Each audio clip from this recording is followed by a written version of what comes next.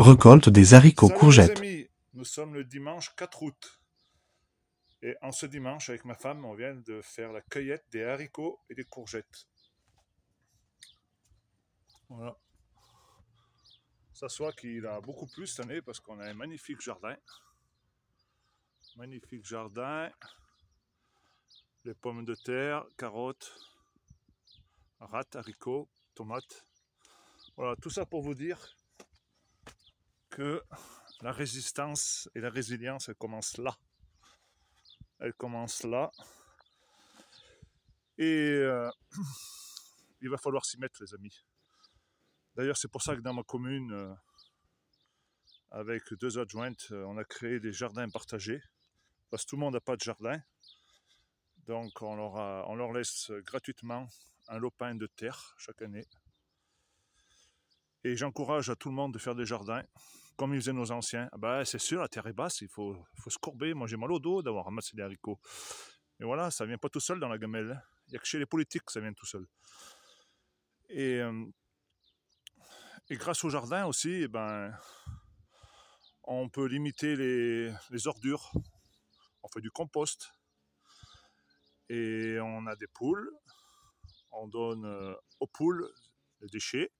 Les poules elles nous font du fumier qu'on met dans le jardin, circuit fermé. Voilà, moi j'ai mon tas de compost là. On a même planté une courge, les fraises. Voilà, ça c'est la vraie vie. C'est ce qu'ont toujours fait nos anciens. Mais depuis une ou deux générations, ça se faisait plus, beaucoup moins.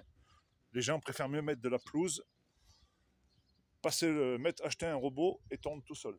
Non, non, il faut y arrêter. Il faut y arrêter. Il faut que chacun arrive à se nourrir à 20 ou 30%, parce que l'avenir nous le dira. Vous direz, l'autre camp de paysan de la Haute-Loire, il avait raison. Parce que tout est organisé pour qu'il n'y ait rien plus à bouffer. Ou si, il y aura à manger, mais comme je vous l'ai dit, hein, ça sera de la farine d'insectes, des steaks cellulaires et compagnie, intelligence artificielle. C'est pour ça que je combats les antennes et compagnie, parce qu'il y en a qui disent, ouais, mais tu combats les antennes, mais tu as un portable. Oui, mais mon portable, il peut marcher très bien en 3G ou avec un canal satellite. Pourquoi vouloir mettre de l'intelligence artificielle de partout? Vouloir faire l'alimentation artificielle. L'alimentation artificielle, c'est des antennes qu'il y aura tous les 3 kilomètres.